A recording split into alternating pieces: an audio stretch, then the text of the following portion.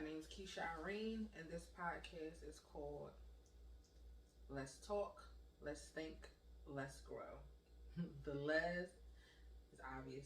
If not obvious, it's because I'm a lesbian. But so as of August, I lost a job that I had for 16 years. So now I'm in this stage of life where I'm trying to figure things out again. I was working for a company, and like I said, I was there for over 16 years. We got a new HR lady, and in my opinion, I would say she was trying to make a name for herself.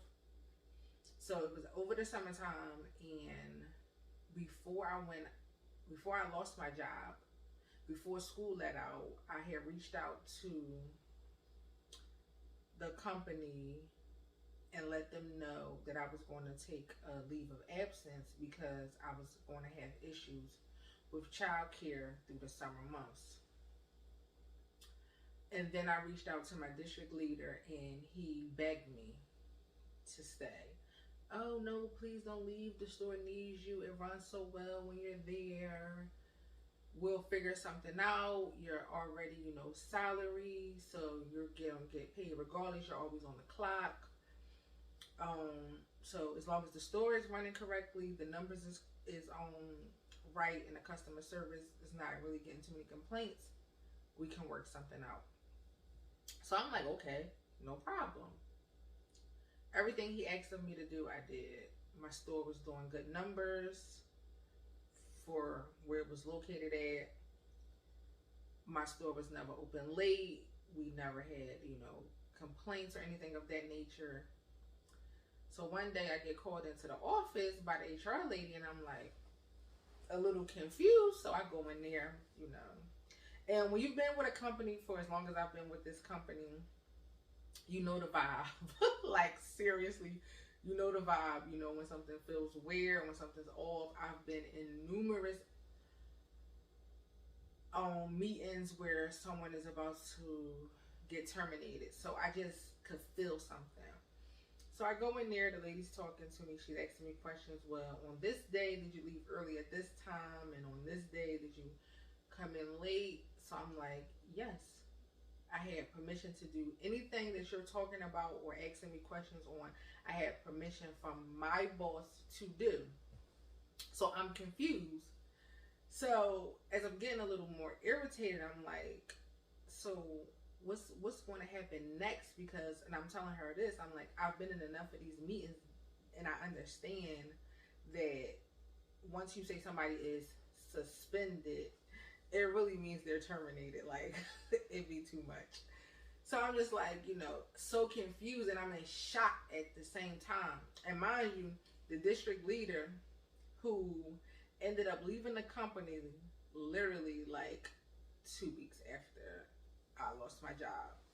So the next thing I know, I'm like, okay, whatever. So again, still in shock. So I go to my car, and I'm like, okay. So I get to the car, I'm sitting in there, I'm just like, eyes wide open like a deer in the headlight. So, but to backtrack, in our reality, I was with this company for 16 years. I probably would have retired. I wasn't happy. It was convenient. It was a job that I could literally do in my sleep. I was complacent. So now, 6 months later, I'm like, dang, God, you really... Because the signs been there. The signs of you need to leave, you need to do something else, you're not valued here, all of that, it was there. But again, when you have a mortgage, a car note, car insurance, your livelihood, you have children, it's hard to step out on faith and be like, oh, I'm going to do this, oh, I'm going to do that, and do it. So it was a push. It was like, oh, you're not going to leave? I'm going to make you have to leave. I'm going to make them do what you won't do for yourself. So I'm just like, okay. So all of this time went by. I wasn't getting my unemployment for at least 4 months. So if you think I lost my job in August, I didn't get any unemployment until December, like literally right before Christmas. So that whole time I was living off of my savings.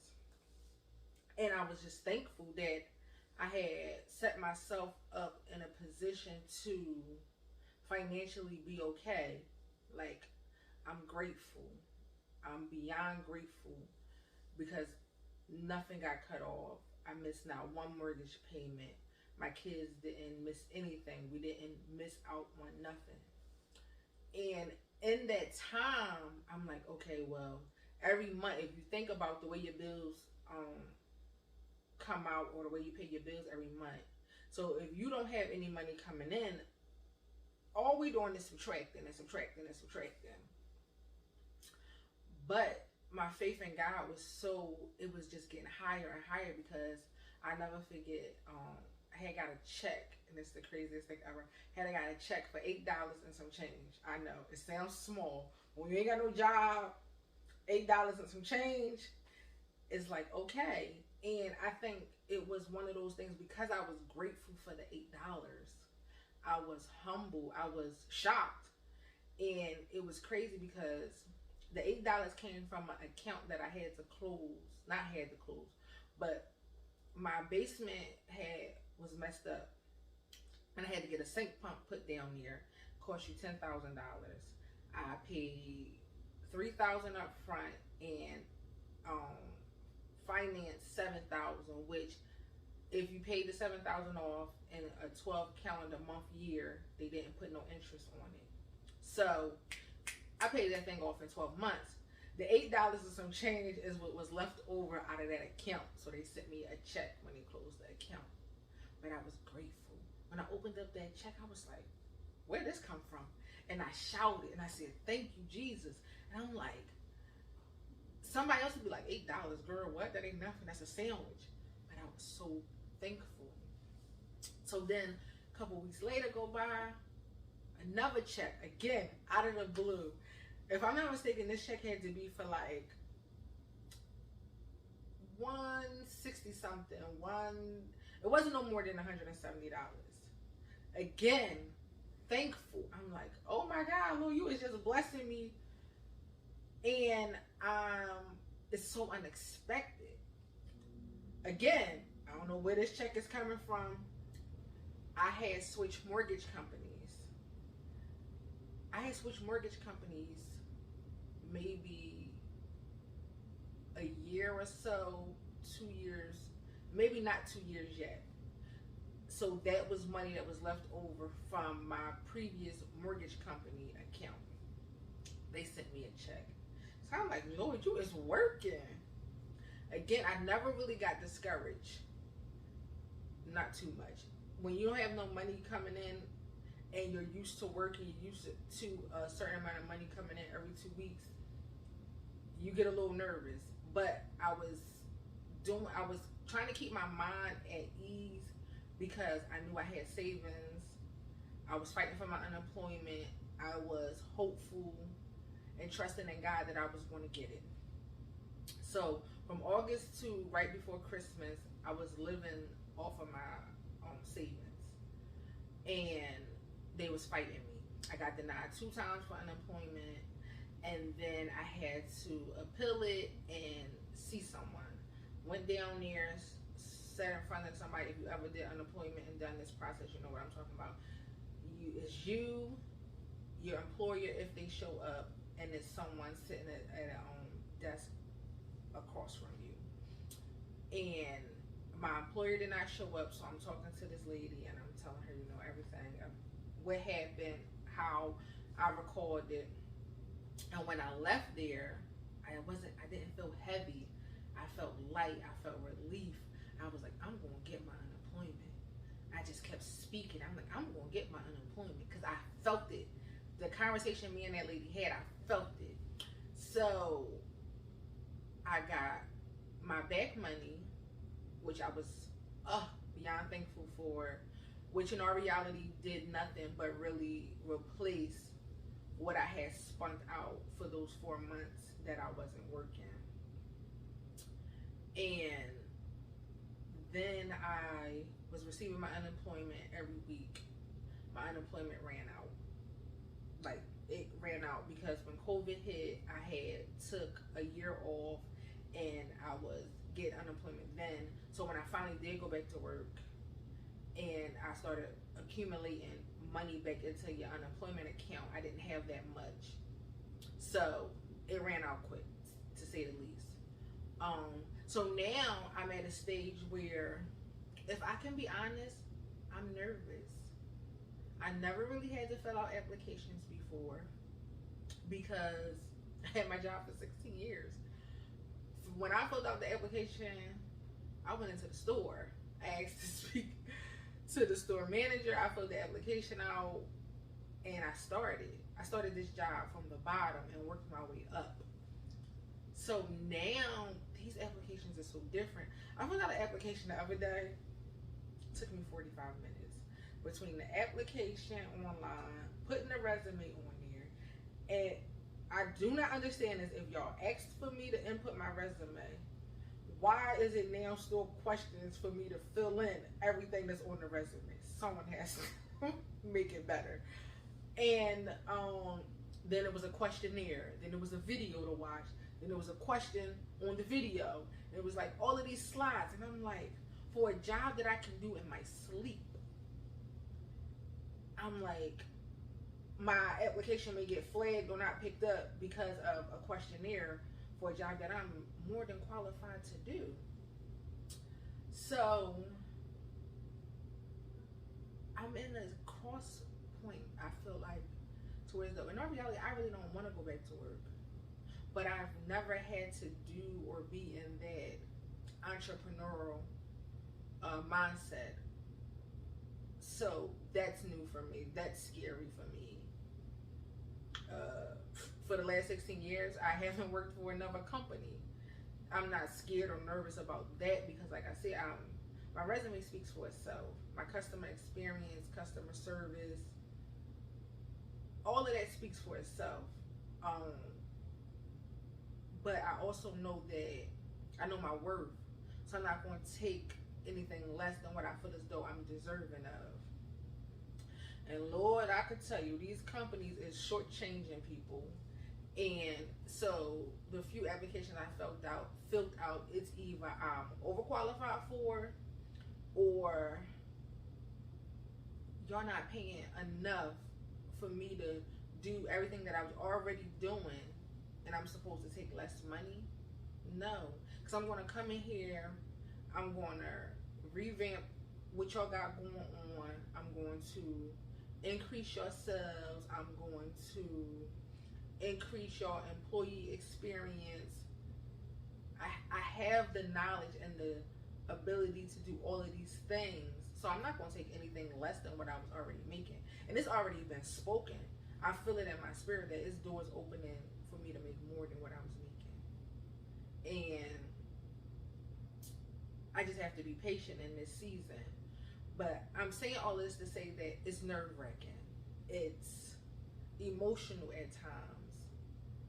And the crazier thing is, everybody around me is like it's like they know I lost my job, but I guess it feels like I haven't lost my job because I haven't missed a beat. And that's all glory to God. All glory to God. I have not missed a beat. I haven't had to go asking anybody for anything, and I'm grateful for that. It was, of course, the mindset of I'm a saver. I always was saving for a rainy day. I always feel as though, especially if you are a woman, you have children, you're a one-income household. Me personally, I always believed, before I got in a better financial situation, to have at least 1 month of your entire bills set aside in a savings account. I was able to have more more than 1 month worth, because as time went on and as I increased in my job, and so of course my income increased, I started saving more. But that's just a tip to anyone. If you can, if you can't, that's understandable. But if you can, calculate your bills. Put aside at least 1 month of all your bills: your rent, your mortgage, your car note, your car insurance, your water, your gas, your electric, all of those things, and just give yourself a cushion. Because I had money saved. I was able to go 4 months without any hiccups, but I was still stressed. So can you imagine if you don't have the cushion or the money set aside, the amount of stress you would be under? It was nights I was crying. It was nights I was, especially every time I got denied, I was like, oh my God, they're not going to give it to me. What I'm going to do next. And again, like I said, like I'm at a crossroad where I don't know if I want to go back to work full time, especially not 40, 50, 60 hours. Like, I don't know if maybe I want to do part time and really hone in on my craft and what I believe God has called me to do, and really focus on things of that nature. So, all of that type of stuff is up in the air. I'm still figuring it out. But I got on here to say that these companies, take care of yourself, because it's so crazy and it's so sad that, and I've watched it happen. Like I said, I've been with the same company for 16 years. You could die on the job today or tomorrow, and in less than a week's time, your position is going to be on somebody's career link, somebody's Indeed. It's going to be a sign in the window, help wanted. And you could have gave this job your all. You could have gave this job 10, 20 years. You're just a number to them. You're just a file in the HR cabinet to them.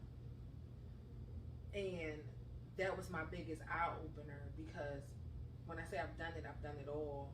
Open, closed, short staffed, everything. And for me to lose a job that I've had for that long, over, I guess, I don't even know. I still to this day cannot tell you 100% why I lost my job when I had permission to do something from my boss. But that's neither here nor there, because it's a blessing in disguise.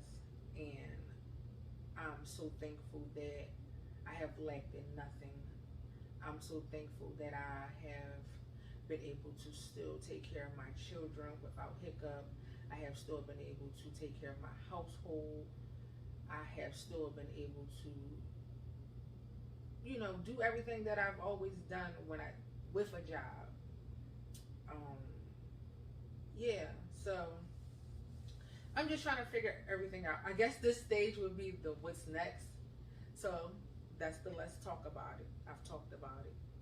Now, as I think about it, again, I'm thankful. As y'all can hear me keep saying, I am thankful. I'm thankful to the Lord above, that He has covered me in this season. He has protected me in this season. And before I got to this season, He put it in my soul and in my mind to set myself up in ways to prepare me for this season.